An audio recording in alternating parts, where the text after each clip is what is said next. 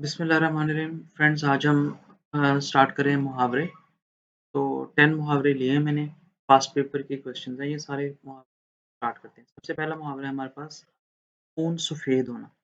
तो खून सफ़ेद होने की टर्म तब यूज़ की जाती है जब आपका जो ब्लड रिलेशन होता है, जैसे सगा भाई है, भाई भाई का दुश्मन बन जाए या बेटा बाप का दुश्मन बन जाए। वो ऐसी सिचुएशन में बनता है जब कोई दौलत हो, कोई प्रॉपर्टी हो, पैसे की खातिर इंसान एक-दूसरे की जान का दुश्मन बन जाता है। तो उस सिचुएशन के लिए कहते हैं कि खून सफ़ेद हो गया, ठीक है? जैसे मैंने इसका जुमला लिखा है, दौलत की हवस, हवस को हवस लालच को कहते हैं। या अगर हवस ना लिखना है तो लालच लिखना है। इन दोनों में से एक वर्ड यूज़ करें। दौलत की हवस में भाइयों का खून सफ़ेद हो गया है और वो एक-दूसरे की जान के दुश्मन बन चुके हैं।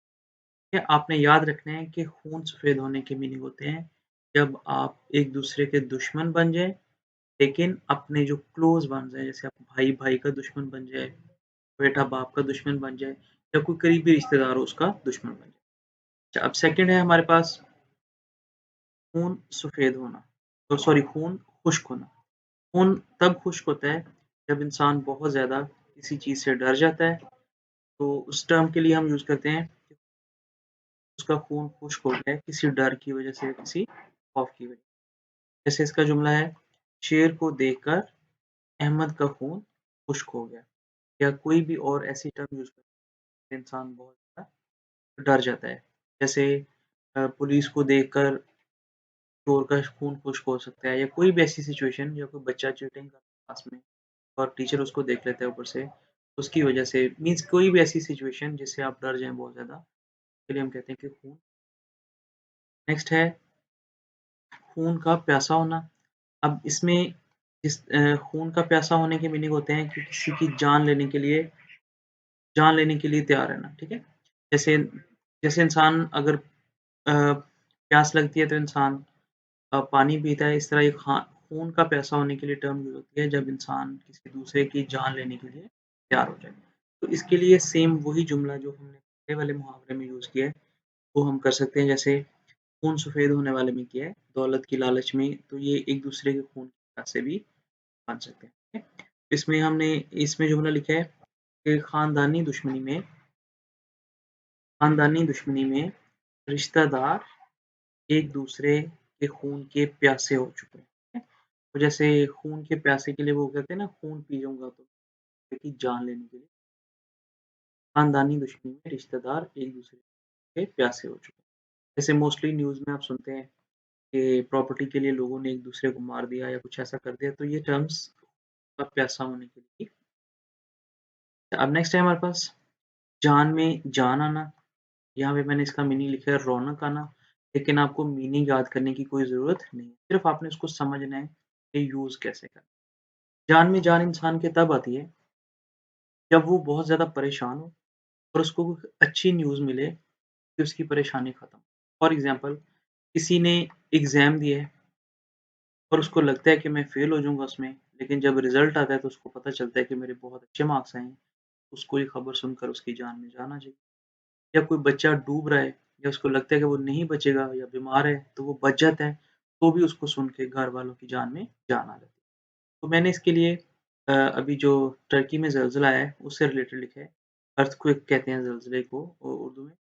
ज़लज़ले में बेटे के ज़िंदा बच जाने की खबर सुनकर माँ की जान में जान आ गई। मीन्स कि उसकी मदर जो है वो जान में जान आ गई। अब नेक्स्ट है हमारे पास जान से हाथ धो बैठना।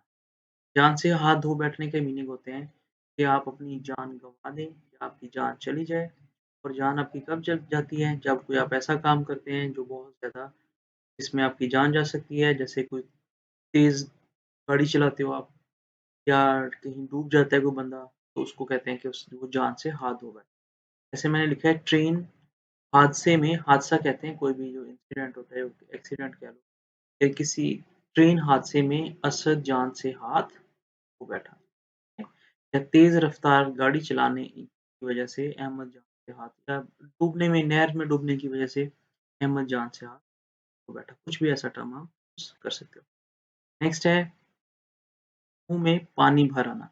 तो मुँह में पानी भर आने की टर्म तब यूज़ होती है जब आपका कोई चीज़ खाने को दिल करे बहुत ज़्यादा, जैसे कहते हैं ना जी ललचाना।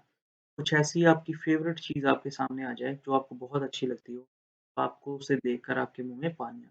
जैसे बिरयानी देखकर मेरे मुँह में पानी आ गया।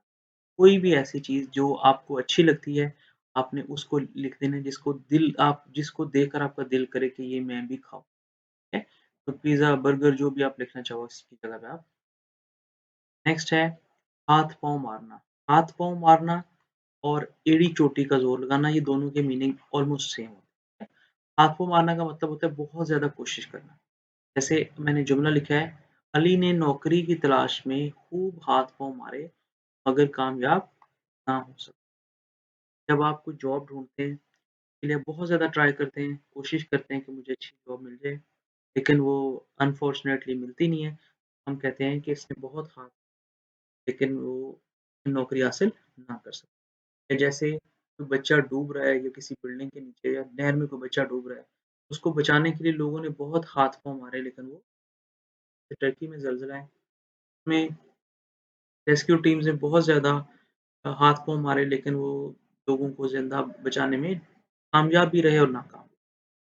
एड़ी-चोटी का ज़ोर लगाना, इसका मतलब होता है कि बहुत ज़्यादा कोशिश करना, बहुत ज़्यादा असद ने नौकरी की तलाश में एड़ी-चोटी का ज़ोर लगाया मगर कामयाब ना हो सका।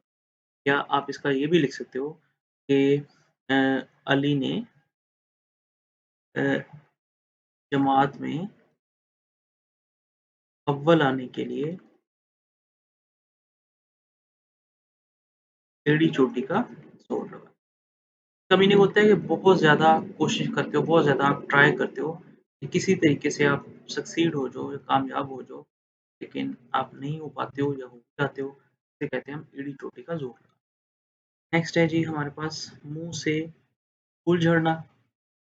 मुँह से फूल झड़ने के मीनिंग होते हैं कि मुँह से हम बात ही कर सकते हैं और क्या कर सकते हैं। मुँह से अगर कोई बैड लैंग्वेज यूज़ करेगा तो वो उसके फूल अच्छे गुफ्तगू बात करता है जिससे सुनने का मज़ा आता है, तो हम कहते हैं ऐसी बात करता है कि उसके मुँह से फूल झड़ते हैं। मैंने यहाँ लिखा काशिफ़ का गुफ्तगू करने का अंदाज़ इतना अच्छा है, यूँ लगता है जैसे फूल झड़ रहे हों। कोई भी किसी भी बंदे के लिए आप यूज़ कर सकते हो।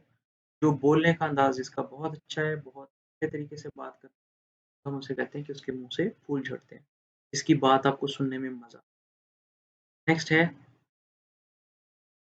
सर आँखों पर बिठाना। इसका मतलब होता है बहुत ज़्यादा रिस्पेक्ट देना किसी को।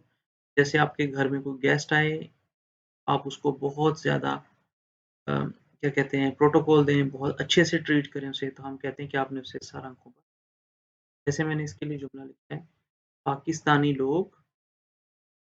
मेहमानों को पाकिस्तानी लोग मेहमानों को सर आँखों पर बिठाते हैं। मीन्स पाकिस्तानी लोग जो हैं वो मेहमानों को ज़्यादा रिस्पेक्ट देते हैं, बहुत ज़्यादा इज़्ज़त देते हैं। होपफुली ये आपके लिए हेल्पफुल रहा होगा, तो आपने नीचे कमेंट करके मुझे ज़रूर बताना है कि आप कौन से टॉपिक से रिलेटेड चाहते हैं ताकि टाइप के बना के आप